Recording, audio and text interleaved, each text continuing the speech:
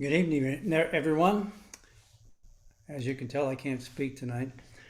Uh, this evening we have Bob Lingerfelt with us discussing in his mind, his most important and favorite book. I'm going to ask Bob to turn his mic and camera on. Here he comes. Good evening, Bob. I'm going to turn the floor over to you because you have more important things to say than I do. So, I don't know. We'll see.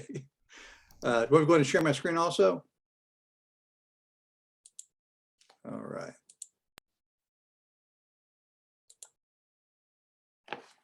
All right. So good evening.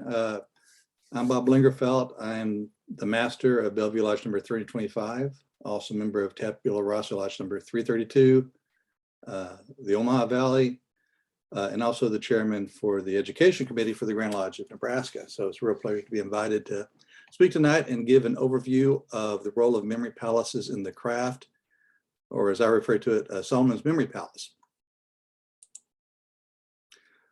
After I joined Freemasonry, we had a shortage of lecturers in our lodge. And so one of the first things that I took on was trying to memorize a couple of lectures, the third section for the EA degree and also the third section for the master's degree.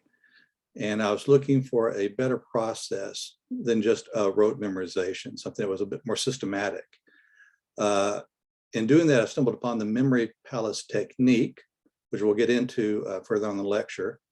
And as a result of those studies, I printed a book in 2018 called Solomon's Memory Palace that sort of breaks down that technique for other Masons. It's a technique that works for many people, not everyone, but I think it's got some decent ideas on how to do memorization, both of using the memory palace technique and other techniques. So this is what we'll be discussing. The role of memorization in Freemasonry, how to use the memory palace, early memory palace practitioners, and how they may have contributed to Freemasonry, and then some parallels between the memory palace and King Solomon's Temple. So what is a memory palace? A memory palace, also called a mind palace, is basically a mental recreation or something you see through your mind's eye of a location, typically a building. It could be a palace, it could be a house, it could be a restaurant, a supermarket. And within that structure, you're storing what are called memory objects. And as you walk through your palace, you see these memory objects that are pre-stored in set locations. And those memory objects remind you of words, numbers, concepts. This is called the method of loci, or loci, which is just the location method. This is a really, really ancient technique. It goes back to ancient Greece. It was discussed in the Rhetorica ad Herennium, which dated to the late 80s BC. It went dark during the Dark Ages, like everything else, unfortunately, or at least went underground. Had a resurgence during the Renaissance. It was very popular with politicians through the 19th century, prior to the invention of cue cards and prompters.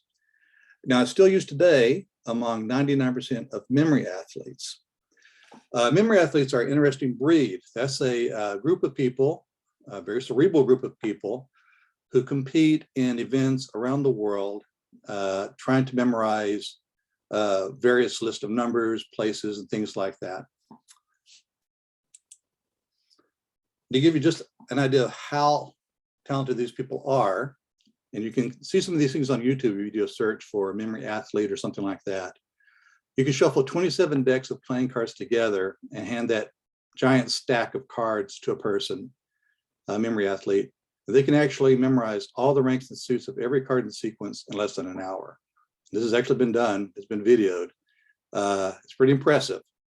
Given 30 minutes, they can memorize a string of 4,000 numbers. If you want a really good book on this, it's called Moonwalking with Einstein, The Art and Science of Remembering Everything. And in it, a writer who has no experience with the memory palace technique actually learns from memory athletes and competes himself after, I think, about a year. and actually ranks as a high-ranking member athlete, having just learned the technique. So, of course, it helps to be a little cerebral to become part of the master class. But the point is, it's open to anyone. You don't have to be smart. It's a method of memorization versus memorization through just your rote technique.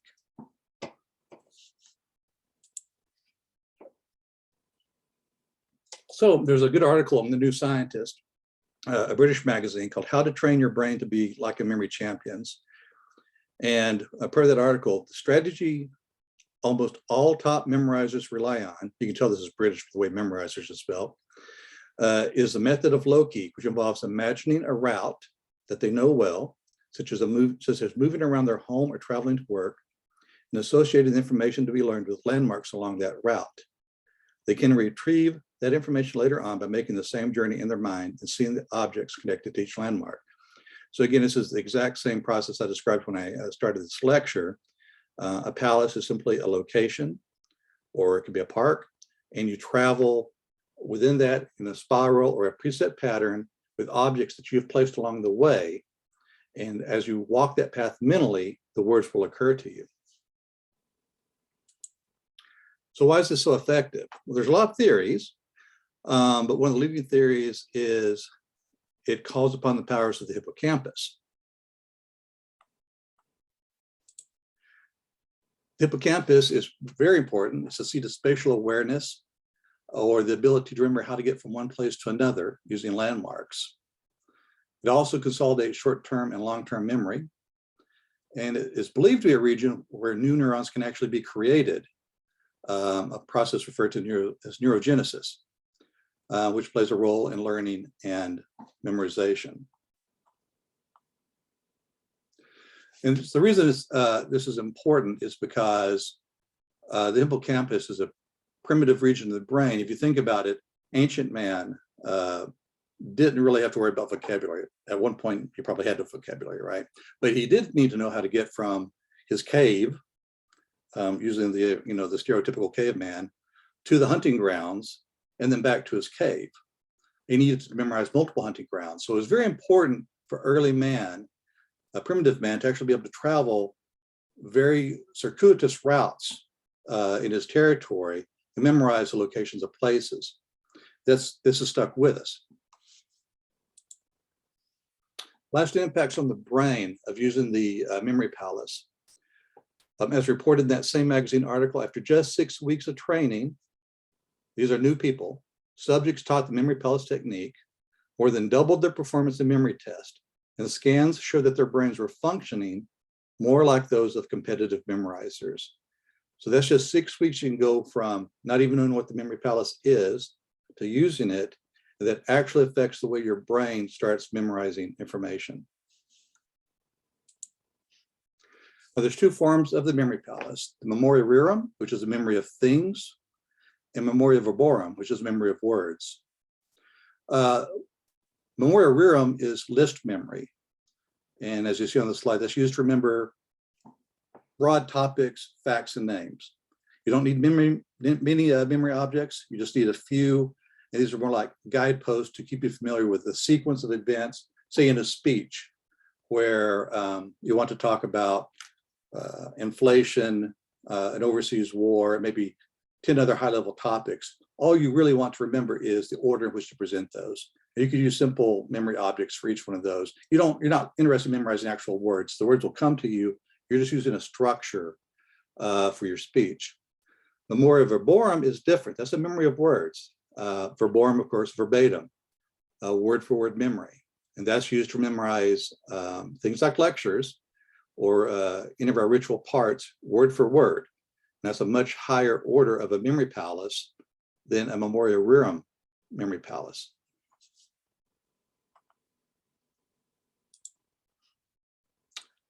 So again, there are differences. You'd think Memoria Verborum would be almost impossible when you think about the number of words that have to be discussed or have to be memorized for, say, a lecture.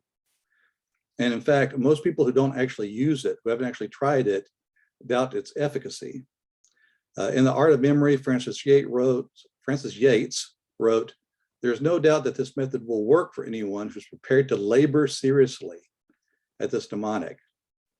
In the origins of Freemasonry, and this should indicate to you that this memory palace does serve a role in Freemasonry, because many authors who study Freemasonry keep running into the memory palace. We'll discuss that a little bit later. But David Stevenson noted that first reaction to the art of memory is likely to be that it would surely hinder rather than help the enforcement order. And his basis for that assumption is now you're memorizing multiple things. Before you just had to memorize the speech, for example, or the lecture. Now you've actually got to introduce an intermediary, which is this circuitous path throughout palace, and memory objects along the way. Why would anyone do that? And we'll talk about that later. In Cracking the Freemasons' Code, Robert Cooper writes that the amount of material that has come down to us from the Roman period shows that the technique worked well and was widely used, yet in today's world, we may think this technique strange, even absurd. So basically all the scholars on the memory palace agree that it works, but because they haven't actually tried it, they don't really understand how it works. And it seems strange that anyone would actually do it. So let's talk about a memory palace. Here are the components of your standard memory palace. There's a model, which is your place. There's navigation, which is how you travel through that place. And then there's memory objects or images that are placed along that route. These are my terms. It depends on who you're reading. Everyone who's written about memory palaces uses different terminology. This is my terminology: a model, navigation, and memory objects.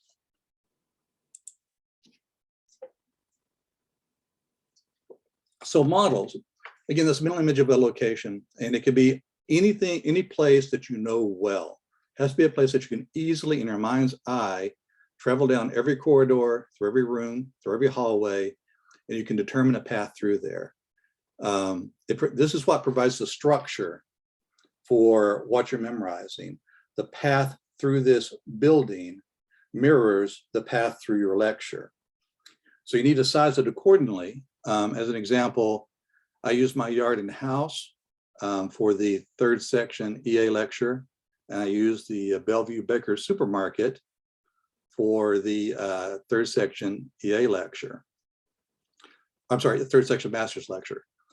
And again, going back to the concept of how could you possibly determine a location and use it to memorize every single word in a lecture. I mean, every single word in a row. Even though I chose the Baker Supermarket for my third section master's lecture, I only used the outer perimeter. I didn't use a single aisle, and that contained the entirety of that lecture. So that palace is big enough probably to hold 3 or 4 lectures if I decided to go down the coffee aisle and the bread aisle and all that. So here's a kind of a quick overview on how you would navigate. This is actually kind of an overview of my house. This is what I use for the first few paragraphs of the EA lecture, third section. Start at your mailbox, go to the driveway, the gate, the garden, the tree, the bush, a gate, tree. And in my lecture, this is what constitutes a lodge. This is our ancient brethren. This is the orientation of the lodge. This is what supports a lodge. This is the covering of a lodge. I actually get on here and talk about the furniture of a lodge. Then I go back up here and talk about the ornaments of a lodge. Here's the lights of the lodge, the ashlars. And when I get back over here into the garage, I'm into Moses leading the children of Israel through the Red Sea. So basically I've covered almost the entirety, the entire first half of that lecture just in this, and I finished it on the inside. Once you get inside, you just move from room to room, just like you move from the outside. You go from your garage, your living room, to your kitchen, however you want, whatever feels natural to you. It has to be a natural flow. Now, just as your palace is dedicated to a single lecture or presentation, every room is dedicated to a single paragraph. We break it down further. Within every room, which constitutes a paragraph, every wall constitutes a sentence or two. Then on a wall, you have multiple focus points, which could be pictures, decorations, windows, and those are used to memorize specific words or groups of words. So you can see how it's kind of broken down, broken down, broken down. So when you navigate from one area to another, you're first running into your paragraph. As you turn around, you run into your different sentences. As you study the walls or the different features, you run into your words. When you're done with that, you cycle to the next space, and that takes you to your next paragraph. And again, focus points, again, these are words or clusters of words. This is what I mean by focal point. Here's a picture, here's a piano, here's a window. This is just a blank wall, here's a bookshelf. So that kind of gives you the pattern of which you're going to store your words in your memory palace. So once you've got your memory palace laid out, and I go through this in my book, and you can find it in different places, you need to basically have a piece of paper and you draw out what paragraphs are going to go with what rooms, what sentences are going to go to what walls. That's the preferred method. Or you can just play it by ear, start off with your first paragraph in your first area and ad lib it. And then when you got that perfected, move on to your next area. I prefer to do a systematic approach to make sure that the lecture will actually fit into the palace I've selected. Once you've done this, you have to go back to your start point and come up with your actual memory objects. Your memory objects are what are used to memorize your words. Memory objects are things or group of things that you create with your imagination to remind you of a word or concept. So for example, if the word is justice, you could think of a person named Justice, or you could imagine a sheriff's badge, or you could come up with a couple of images that get you to just an ice, like, I don't know, a jester and an ice cube. It doesn't matter, it can be high level or low level, so long as it registers with you and helps you memorize that word, you're fine. Examples, objects, animals, sunlight, lighting, anything basically that you can see, taste, or feel can be used for a memory object. So dumbing it way down, and dumb is good because dumb, your memory likes dumb. And even the ancient writers in their high level method of talking about things say, keep it simple. Don't get too crazy in your memory objects. Use whatever works that you can memorize. So for example, here we have an eyeball, a can of Mountain Dew, and it the clown. And what I'm trying to convey here is I can do it. Seems absurd, seems silly, but I can do it is memorable to me.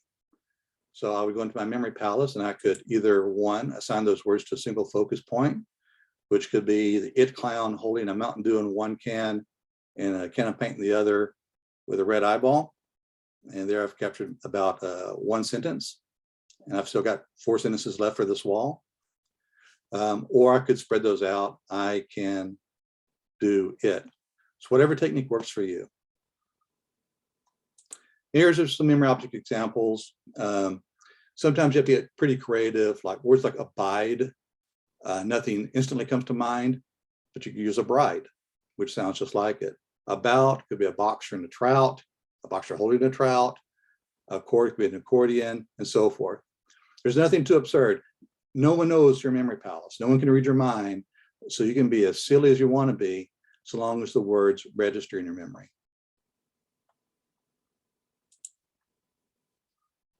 Yep, so there are no rules except that the objects have to be memorable. You can combine as needed. And another technique is, in order to improve your memory and the continuity of the words, they can interact with each other. That takes a lot of discussion, but basically by having it, the clown, interact with something that represents a sentence that comes after him, maybe he's throwing the Mountain Dew can at somebody, that links those two concepts and helps in the memorization practice. You can also use memory objects as standalone objects. I thought this was an interesting example. I think everyone's familiar with Ezekiel's vision and the many interpretations of what that vision might have meant. I think most popular today is that he saw a UFO. But there was one rabbi, and I regret that I can't think of his name. I couldn't find it prior to this presentation. I actually thought this was a memory object to instill certain concepts to the Jewish people while they were in exile, while a large number of the people were literate. Or it may have been something intended just for the priest to conceal important information. I'm not going to read this to you, but you'll know there are many strange and esoteric things which occur as Ezekiel's describing what he saw. And anyway, the rabbi noticed that, or actually believed that this model was actually intended to impart certain information, and it has many of the attributes you'd find in a memory palace or memory object. There's numbers, there's colors, which seem to be in a certain sequence. There's human and animal characteristics, which are often used to memorize certain words, natural phenomenon. And more importantly, there's a lot of movement that's going on. You really need to read the entire chapter to realize that this is occurring. There's very specific lateral movement, vertical movement, diagonal movement, faces and orientations, cardinal directions, and sounds in a very specific sequence. And his point is these are not just descriptive for narrative purposes, that these actually are trying to capture something and the method in which the objects move and their characteristics.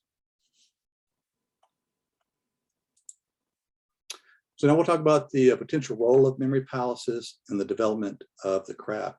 I mentioned earlier that a lot of Masonic historians run into the topic of memory and memory palaces because memory is so important to our craft, at least in the US, where we still actually try to memorize lectures and parts and don't just read from books or have very shortened versions of everything that our predecessors passed down to us. Frances Yates, she wrote probably the definitive book on memory palaces, The Art of Memory. She said that the origins of Freemasonry are wrapped in mystery. I would think that the answer to this problem may be suggested by the history of the art of memory, which used not the real architecture of operative masonry, but the imaginary or speculative architecture of the art of memory as a vehicle of its teachings. During the Renaissance, memory palaces were used in a lot of different ways. One, to assist in memorization. This was no doubt that this happened. Politicians who needed to show their prowess, their mental prowess in front of a large crowd of people, used the memory palace to memorize long orations that they could recite from memory using this technique. And listening to a Roman senator speak for an hour without stumbling was really impressive. So the art of memory, or the memory palace, was used by a lot of politicians at that time. Also used to house secrets that could not be prudently recorded on paper. So if you've got something you want to say, but you want to say it obliquely, you can develop a memory palace and use memory objects as alchemical symbols. Now, sorry for that misspelling there. Also a pseudo-mystical passive method of gaining insight into the mind of God, but with a scientific focus. And we're going very far afield here. But basically, this as an act of magical focus, these two points are kind of together. This, some of the more mystical philosophers during the Renaissance who believed in the as above, so below concept or sympathetic magic, thought by developing a thorough memory palace, that through the creation of that memory palace, you could actually impact the outside world. Again, that was sort of the mystical approach. Most people used it for basic memorization purposes. So we're going to trace the history of the memory palace through a series of gentlemen here.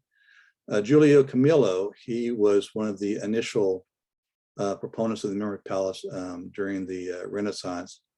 He had what he called his theater of memory, and he published a book about that in 1550. Now he used his to conceal certain alchemical or esoteric beliefs. And there's a quote from him by the ancients: "Thus it was the custom that those same philosophers who taught and showed to dear disciples profound doctrines, having clearly declared them, would cover them with fables that they could cover, so that the covers they made would keep the doctrines hidden so that they would not be profaned. So he would create a memory palace using a mythical location populated with mythical objects. And these, if learned, would actually teach you some secret teaching. His memory palace, interestingly enough, rested on what he called Solomon's 7 pillars of wisdom. And on these 7 pillars were the planets which govern or administrate cause and effect. Camilla believed that properly constructed, a memory palace could provide a person insight into the eternal aspect of all things. And rumor has it that he actually built a model of his memory palace. It was for a certain king who commissioned it. And after it was built, it was destroyed, either just through neglect or maybe it was demolished, but no one ever saw it, except perhaps the king. However, from his descriptions, we do have recreations. This is from, I think about 100 years after his death, but this is showing how his memory palace worked. Very basic like in a Roman arena, where you had some broken pillars down here, which created categories, and then there was a sequence that you'd go through here. This was at least a segment of his memory palace. Giordano Bruno, one of my favorite ancient philosophers. He was Italian, he was a mathematician, also a cosmological theorist. He had these really heretical views that the stars were suns versus just holes in the sky or maybe floating lanterns. He believed that those planets fostered life, which was really revolutionary for his time. And mind you, this was before Copernicus. And he maintained that the universe was infinite without a center. And of course, because of this beliefs, he was burned at the stake by the Roman Inquisition. Bruno was influenced by Arab astrology, Neoplatonism, Renaissance Hermeticism. King Henry III, because he had a fabled memory. That was one thing I should have mentioned. Bruno had almost what we'd call a photographic memory. He could remember anything. So King Henry VIII asked him how he did it. Thought maybe it was magic. Bruno said, not magic. I just got a technique. He had a very advanced technique. It's still a memory palace technique. He published it in the Shadows of Ideas, which unfortunately there's only a few English translations of this, and they're not necessarily very good. But you do get an idea of what he was talking about. So it's a good book worth reading if you have a lot of time to study it. In April of 1583, Bruno went to England with letters of recommendation from Henry III as a guest of the French ambassador. And we'll break here to show you a recreation of a small part of one of Bruno's memories palaces. And this was what Yeats imagined it to be. And you can tell, you cannot blow this thing up enough to actually capture all the detail. And again, this is a segment of a single memory palace. While Bruno was in England, he lectured at Oxford. He got into a lot of fights at Oxford and actually got kicked out of Oxford because the students there couldn't stomach his idea that there were other planets possibly with other inhabitants, so that the Earth wasn't at the center of the universe. But he did become acquainted with members of the Hermetic Circle around John Dee. John Dee was an English mathematician, astronomer, astrologer, and occult philosopher, and also an advisor to Queen Elizabeth I. Also, William Fowler, a colleague of William Shaw, and I think now we're getting to names you probably recognize, met with Giordano Bruno while he was in England and learned Bruno's art of memory, which he then taught to the Queen Anne of Denmark. Fowler accompanied Shaw on trips to Denmark and Dunfermline, and my apologies to anyone who knows how to properly pronounce that. But both men served as courtiers to fetch Queen Anne for her marriage to James VI.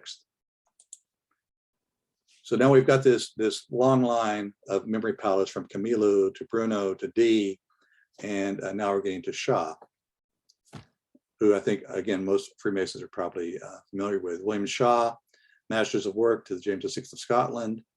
In 1599, Shaw ordered the General Warden of Operative Masons in Scotland to, quote, test every fellow of the craft and every apprentice on the art of memory and science thereof, adding that fellows of craft shall not be admitted without a sufficient test and proof of memory and art of craft. So this is sort of an intriguing line of succession here, where you have these memory palace practitioners, some of the most fabled in history, who are linked together all the way down to William Shaw, and then William Shaw's insistence that the art of memory be a requirement for every operative Freemason.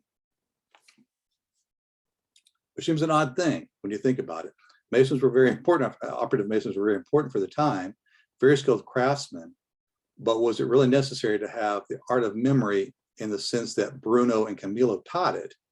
Was that perhaps an oddly stringent requirement for operative Freemasons? Saunders and Ashmole. Another fan of Bruno was Richard Saunders, physician to Elias Ashmole, and astrologer. And Elias Ashmole, of course, was made a Freemason in 1646. Again, another fan of Bruno.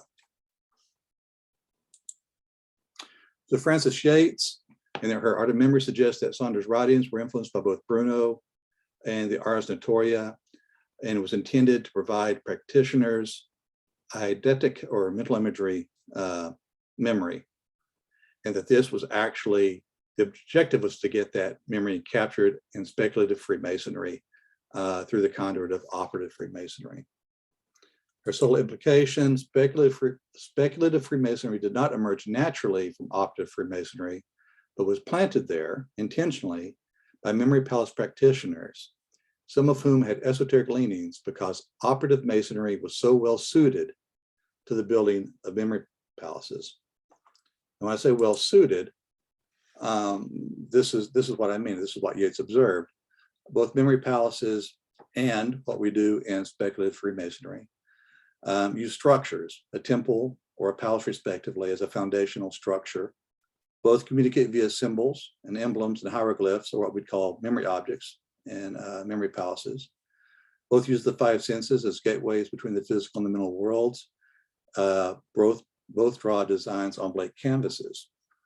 And of course, in Freemasonry, we place a lot of value in circumambulation or the spiral staircase, and as travelers, all of which lend themselves to memory palaces.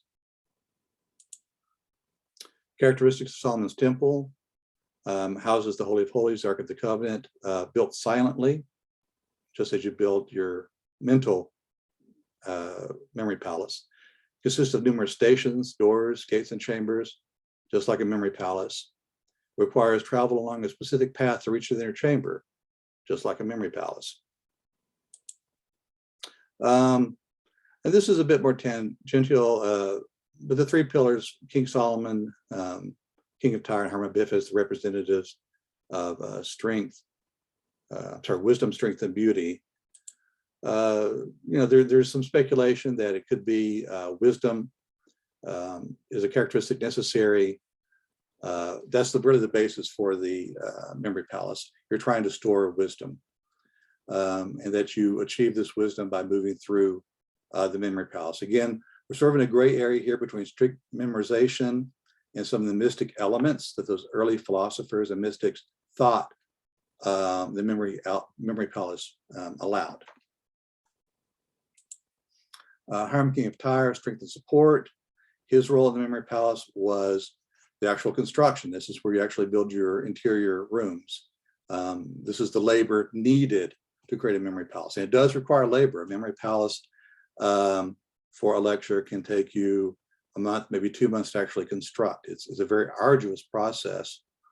And then, of course, you have Hiram Abiff, the artificer, who adorns the palace or the temple, rather.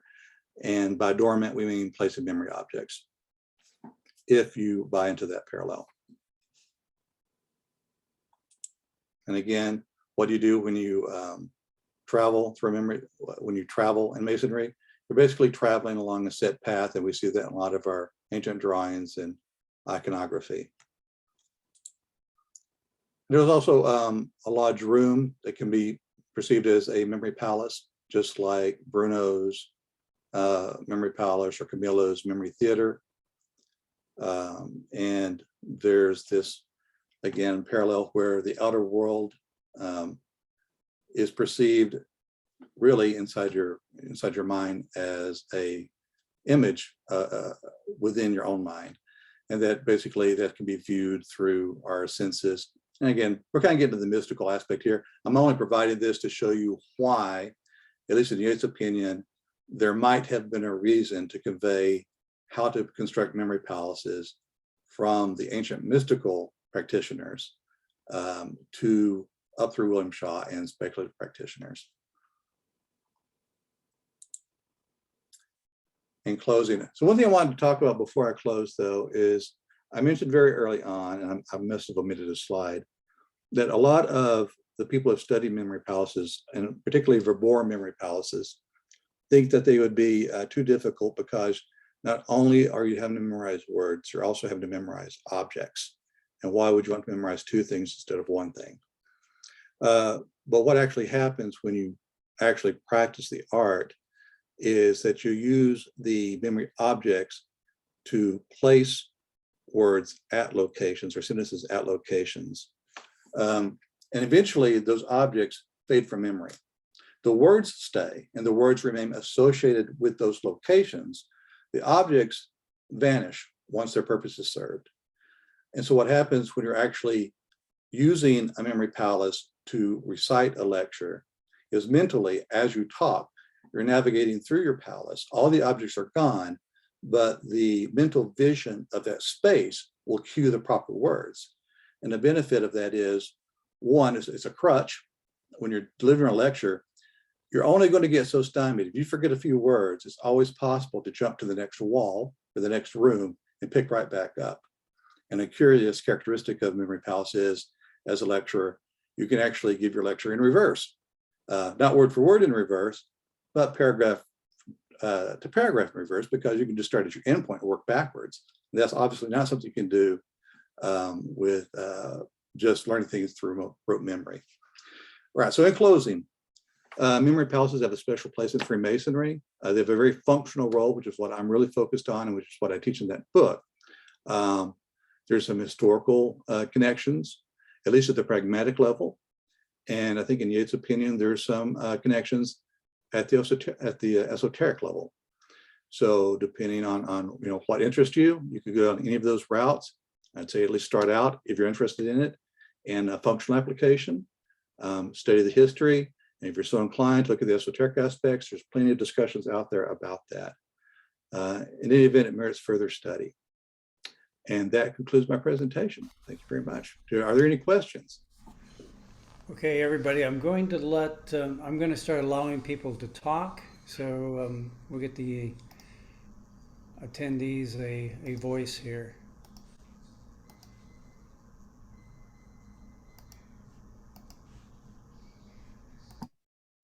Bob, while we're waiting for that to happen, one of the great joys of having a Windows system is being able to look at two different windows at the same time. So I was able to go and look and order your book. Well, thank you. You've got 131, I guess, reviews for your book. So it's pretty widely read, it seems. Congratulations. That's great.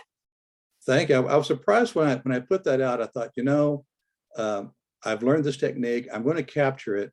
And if there's a few other Freemasons who find it useful, that's fantastic. I've really been surprised at how many Masons or people in Freemasonry have bought it to learn about Memoria Verborum. And I think that's because almost every other memory palace book out there focuses on Memoria Rerum, which is how to memorize list of things or broad concepts. There's very few resources out there to actually research Memoria Verborum or word-for-word memorization, because it's just really not needed. Honestly, almost anywhere outside of Freemasonry, maybe actors, Shakespearean actors have to memorize long dialogues could use it. But generally speaking, not really practical, maybe outside of Freemasonry, a few other societies. So I think it was just the right narrow topic for a certain audience. Yeah, that's great. Well, Can you do me a favor and stop sharing so we get bigger people. Oh, yeah. Get to see people's faces better that way. There we go. There we go. I have promoted everybody who wishes to be promoted to panelists so that they have control of their mics and cameras. So if you have questions, go ahead and speak up. I think that was the dog's question there. Got a dog question, yeah. Yeah. Not mine, not mine. My dog's not here as interpreter, so I'm just, you know. Sorry about that. She's not been in the house barking at me, and then I unmute and she barks, so. Mine would be too if I hadn't locked her upstairs. I understand.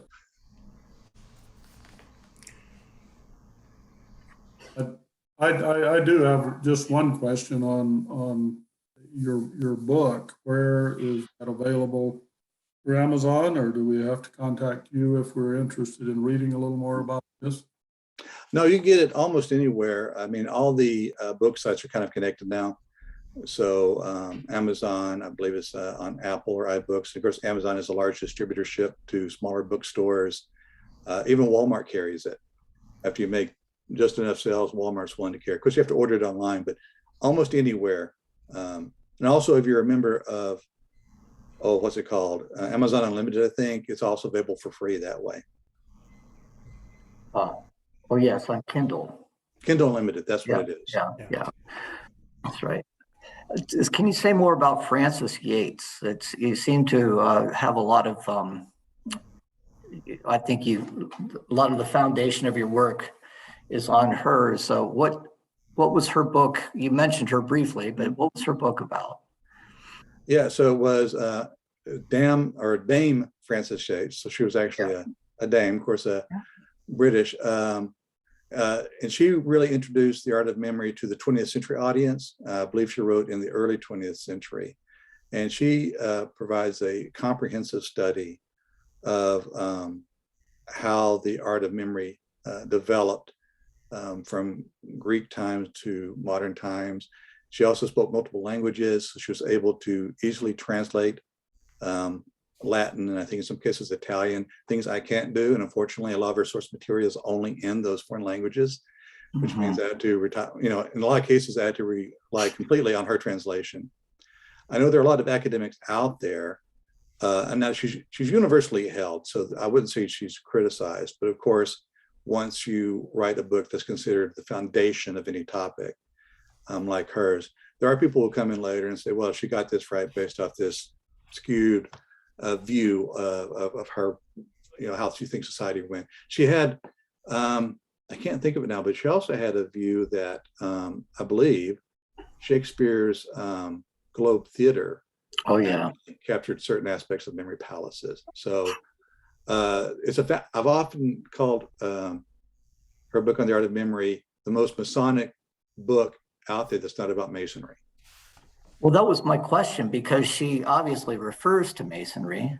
And didn't you have a quote? And how much of the book is, I guess, devoted? Is it just like a passing reference, or does she have a chapter? Or no, it's actually several passing references. So she doesn't focus so much on Freemasonry itself. It's just people who played an early role in developing speculative Freemasonry and how they all seem to be tied together by memory palaces and the art of memory.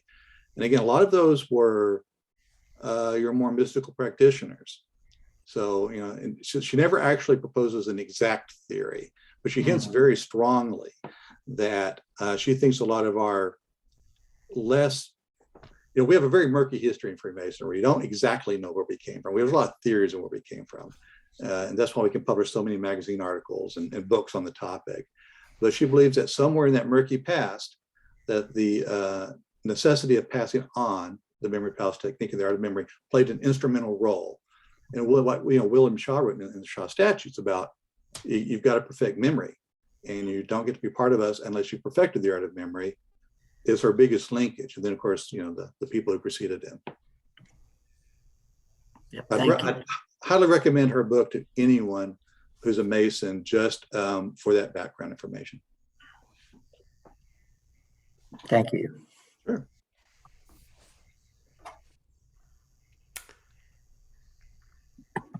All Are there any other comments or questions? Otherwise, I will move on to next month. I got an email from Micah while we were in meeting. And he said that when he was in Boston, he met with Walt Hunt, librarian for the Grand Lodge of Massachusetts, who would be happy to do a Lyceum series. He could talk about the history of the Grand Lodge of Massachusetts or colonial Freemasonry in general, or find something of interest, which sounds really good. Before the Lyceum started, Dan and I had talked to Bob about possibly switching the webinar permanently over to meeting style. And if we did not have another topic, August, we would do a forum, an open forum.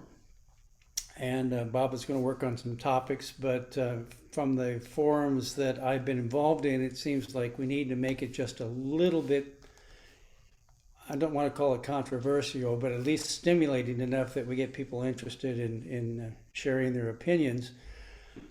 If we do the forum, and now that Micah has an alternative possibility, I'm not certain, so you're going to have to stand by. The forum rules for Masonic forums is, first of all, that no subject is out of bounds, even politics and religion.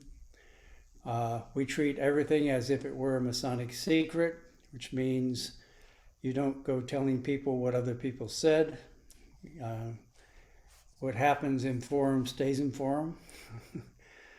Everyone's told to leave your egos at the door or at your door. Strong beliefs don't respond to logic. If you have a strong belief, be prepared to have it analyzed logically. If you bring up statistics or facts, be prepared to provide sources, otherwise don't present them. And lastly, but not least, the moderator has the power to remove anybody who does not abide by the rules, which has never happened because the forums I've been involved in have all been just super excellent. So whatever we do, we should have something interesting for August. And maybe we can get the Grand Lodge, now that they're a little more organized, to promote it just a little bit more so. Although I think Bob's presentation tonight definitely needs to be promoted. The video needs to be promoted, and I know that everybody, Dan and I have both talked about, we have a hard time finding it. And for my lodge, I'm going to stick it on my domain and send through my secretary the link. That I don't mean to do that for everybody, but I think it's my way of controlling the message. Anyway, Dan, can we ask Micah where to find that once again? Is it because it's on the Grand Lodge site? Is that right, Micah? Nope, you're muted. Micah, you're muted.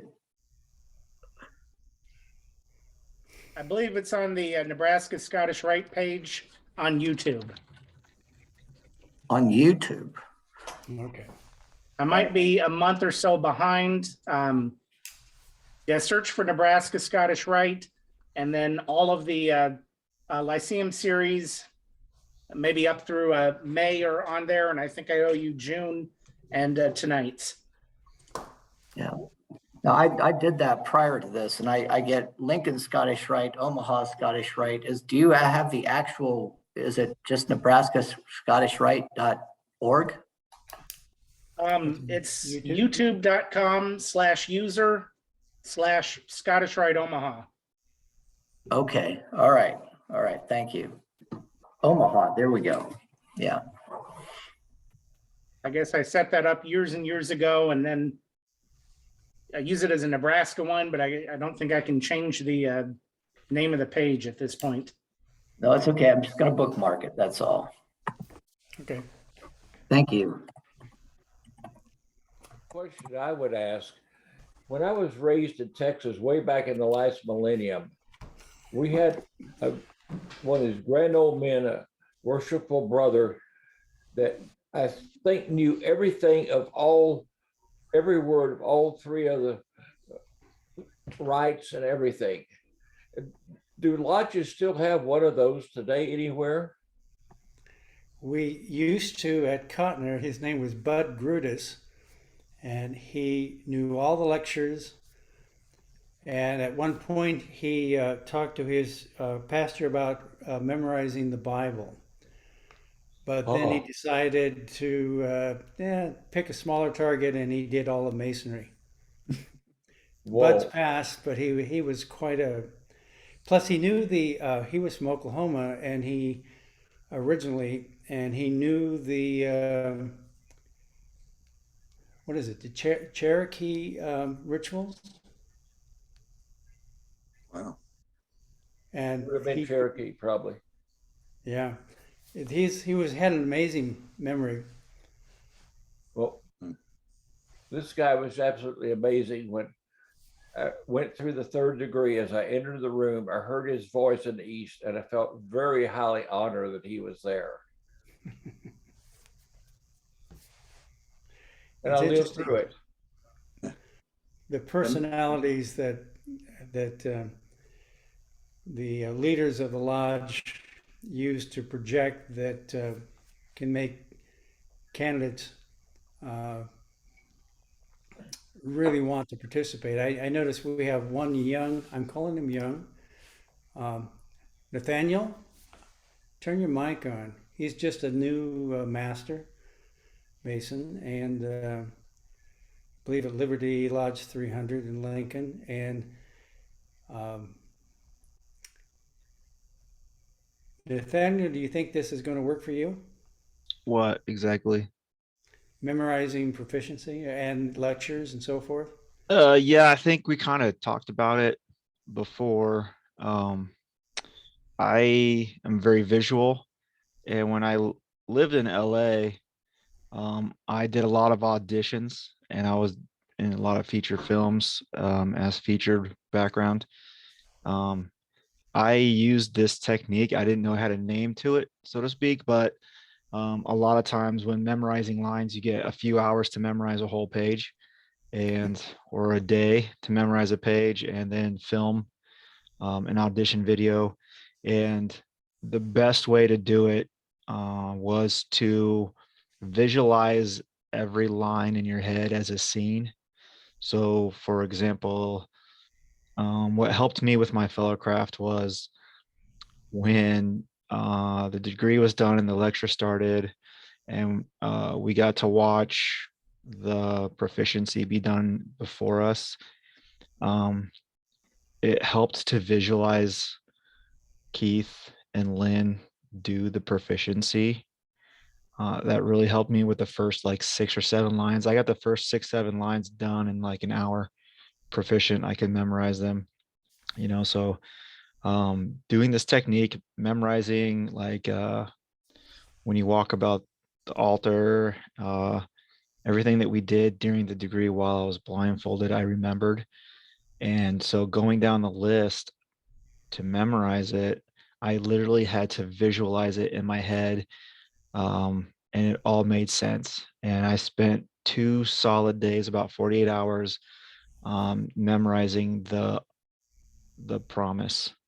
So I was able to do the whole promise in 48 hours based off this technique.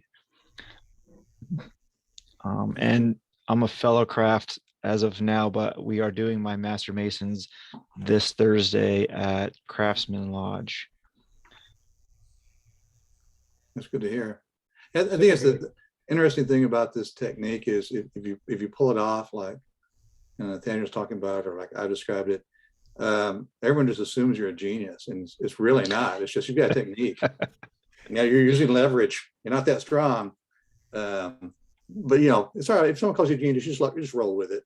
Yeah, It's just really just a method. it works really well, I believe. And as you were saying, I noticed that one of the key things were symbols, things that you could think of, landmarks or whatever. And I have, in my short journey so far through the first 2 degrees, I've really taken to heart the symbolism with the working tools. And I work concrete in real life, so I'm kind of a Mason on that level as well. And even with my actual working tools, I can find a way to incorporate them into an actual morality lesson in my head, Mhm. even though I use a jackhammer in real life, Freemason uses the gavel. Well, they both break stones, So I mean, I've had talks with Lynn. He's the worshipful at Liberty Lodge, and I joked around about making a smaller sect of new Masons that incorporate dump trucks and jackhammers and stuff like that, because you can find lessons in that and memorize things that you do personally with the degree work. So I find it like a must. You like have to visualize things, and kind of like your can do it example. I got a kick out of that, but that's exactly what it is. You just have to remember that, picture it in your head, and then actually what happens is those pictures trigger the words for me. So I incorporate them both, or sometimes the words will trigger the pictures. Mhm. So it works really well. Mhm. I notice we have Armel with us tonight. Armel, turn your mic on. And Uncharacteristically quiet. yeah, well, remember when you started a presentation on Scotland and then something went wrong and we said we were going to get you back? Yes. Are you willing to come back? Yes, we can do that, Don. We can do Okay. that. But I need to look at some scheduling with travel plans that my wife and I have in August and both September. So I don't want to make a commitment yet. Well, we'll hold you to October then. How's that? Okay. Yeah, so it's September, October. Okay. I will coordinate with Micah. Sounds really Wait, good. can we back up a second? I'm curious. The young man, you use the word young, that's why I'm calling him young, Don. Yeah. But do you think that this system that you used in your profession earlier when you were on the West Coast, do you think other people of your age would be so inclined to use a system like this? Or that it would be beneficial to them to do this, and that they would accept it or not, Nathaniel? I absolutely think so, because out in the West Coast, I don't know about the East Coast. They're more theater based, so I could definitely see them doing. There's two different styles when it comes to memorization for film and TV versus theater and stage. It's weird because the thing with film is a lot of times you're sitting on set, there's a rewrite, you have to memorize that rewrite immediately. You only have a matter of minutes, and it could be a good paragraph with tricky words. And so it would be imperative to use a system like this, because you're already on set, you're already walking around. I did a lot of choreography and dance, so I also use that. I don't recall that being in this lesson as much. I do recall the moving through the rooms. That's the type of choreography, and with that choreography, you get your scenic stuff, your pictures. And so, as an actor on set, you're you're there walking around and memorizing words as your actions. So it is very imperative for a person of any age who needs to memorize something, especially really fast, to use such a method. As far as theater goes, when I did a lot of theater work, it was different. I had more time. I got a lead role in a play, and I had about 20 pages to memorize, and I had to take it slow, and I wasn't on. We only met up once or twice a week, so I didn't get the physical walking around, and I didn't get the scenery as much. So at that point, it became internal, and I had to internalize the scene, the stage, the props, and internalize how I'm going to, what's the word? Portray the character with the words memorized. So it's like a lot of walking around in your room, like with your eyes closed, picturing stuff, the symbols, um, pictures and stuff that you can remember, and trying to incorporate the steps that you're going to take on stage wherever you're at practicing. So this method, in my opinion, would work across the board to help people memorize, especially in long form, since we have to do long form now. It would definitely benefit everyone. Nathaniel, there's a Grand Master who's passed away. His name was Charlie Amadon. Yeah. And one of his criticisms of the delivery of the lectures was that folks would not express any emotion. They would not do what you just used the word portray. Yeah. They didn't use hand gestures, or facial expressions. They would stand there like a robot Right. and deliver the words, but they didn't have any. The person receiving them didn't see anything else other than, turn on this robot and let the words spew out of their mouth.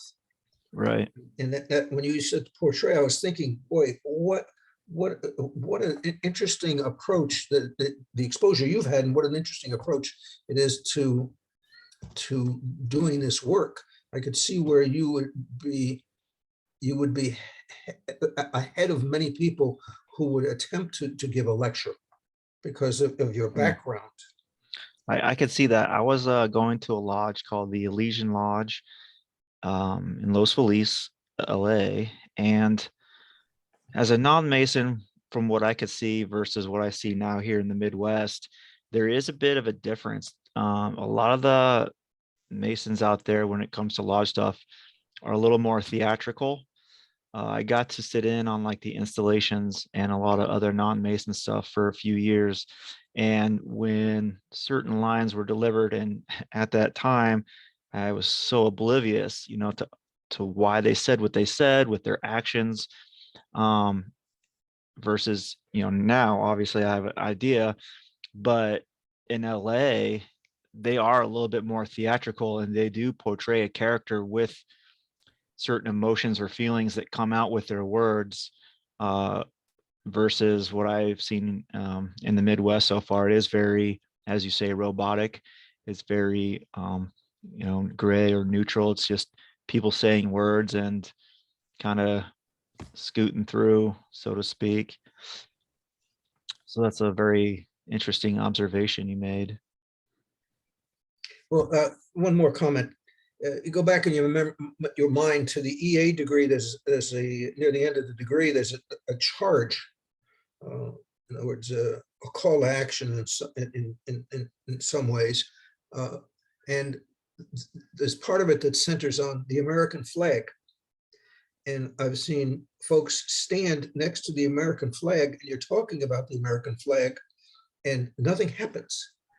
But the reaction from the candidate, when you reach over and unfurl part of the flag, they're forced to look at the American flag. Yeah. And I've thought about that, because I will do the charge, not from memory. I do it with reading it, but with unfurling part of the flag. And you just watch the reaction from the candidate.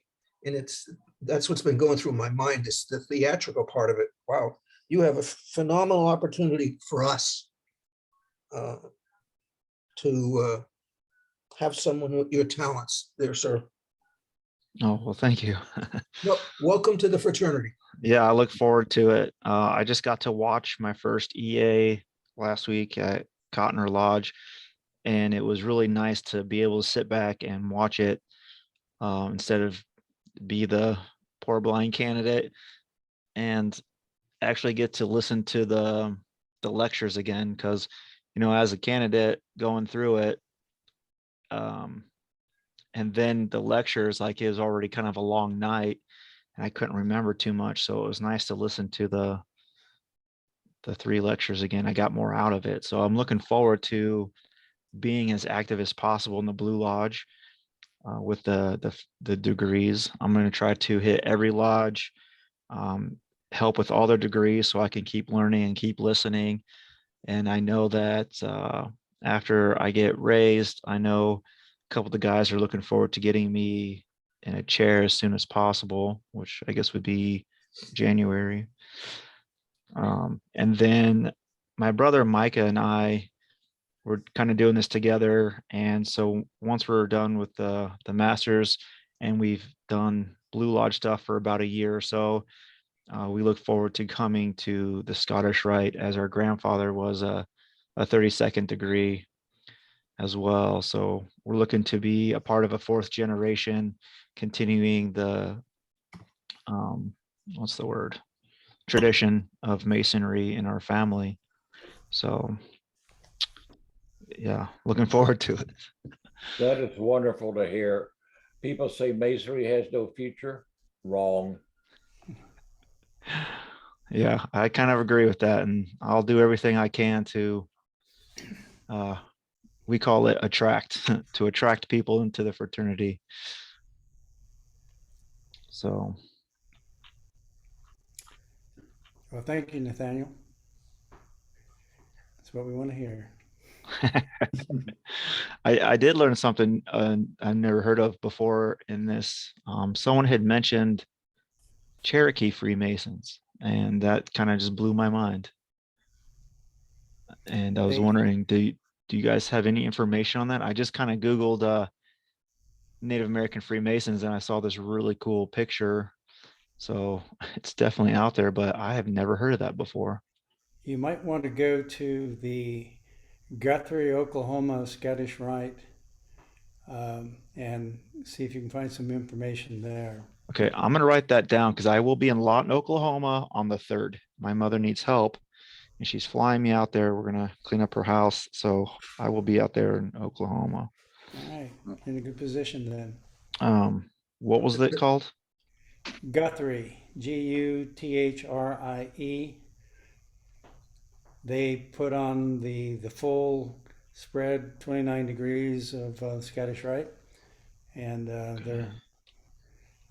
they have a great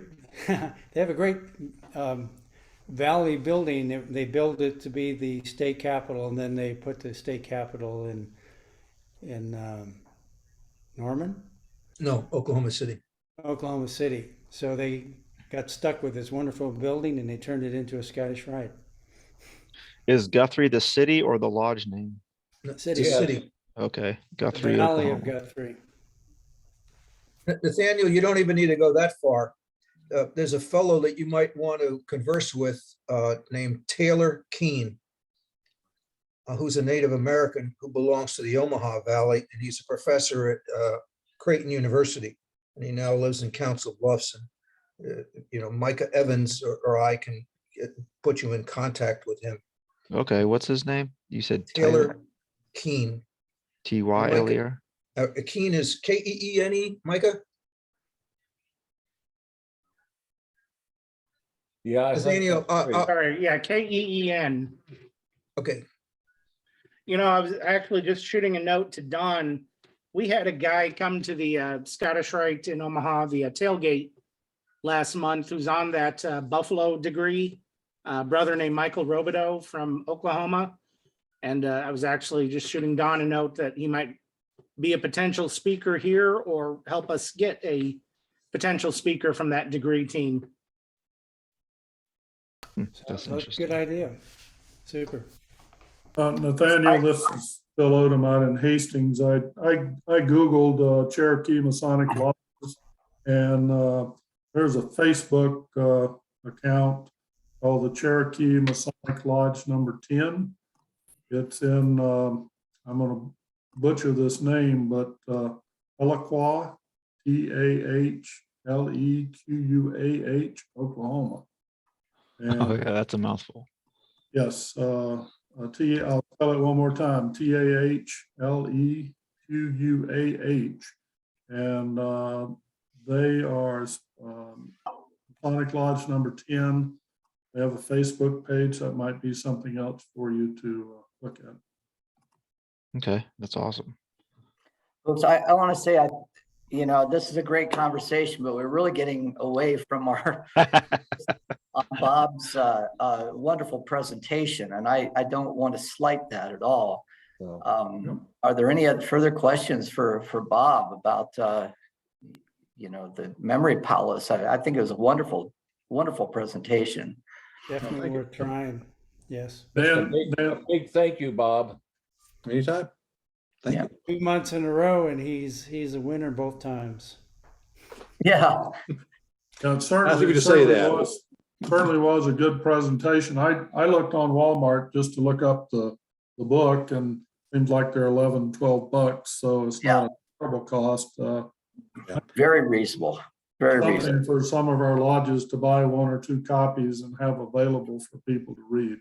It might be a good investment to give it to every new Mason. Well, Yeah. we've got 2 that just are being raised in Hastings, and that was my thought. So I'll speak to Mike Small tomorrow about doing that and ordering a couple. In fact, yeah, why not suggest that to all of our Blue Lodges? I don't know how you would do that, but Give it this to the memory Grand Lodge to technique, do. I just preached a sermon this Sunday, and I should have known about this before, trying to memorize my sermon, which I tend to be able to do, but this makes perfect sense, because your mind's eye helps you to remember things so much better, I think. So I really appreciate this. I'm glad to help. I was going to mention, because we're talking about it's used, in modern day, for example, in Nathaniel's experience. One benefit of this is, our language is pretty archaic, right, in the lectures. And that's what a lot of people get caught up on, is not knowing the words, or the sentence structure is kind of archaic. If you're using a memory palace and connecting memory objects, the memory objects reflect the sounds that you learn. So it actually makes memorizing things which have archaic words and sort of an antiquated structure easier. And over time, we're talking about the robotic thing. You don't, of course, want to deliver a lecture robotically, but a lot of times if you're memorizing through rote memory, that will happen. Ideally, if you're using a memory palace technique, because you're having to take time to focus on the words and create these objects, you're actually learning them as you go. And a lot of times you find that you actually understand what you're memorizing through concentrating on the words versus just trying to memorize rote sentences.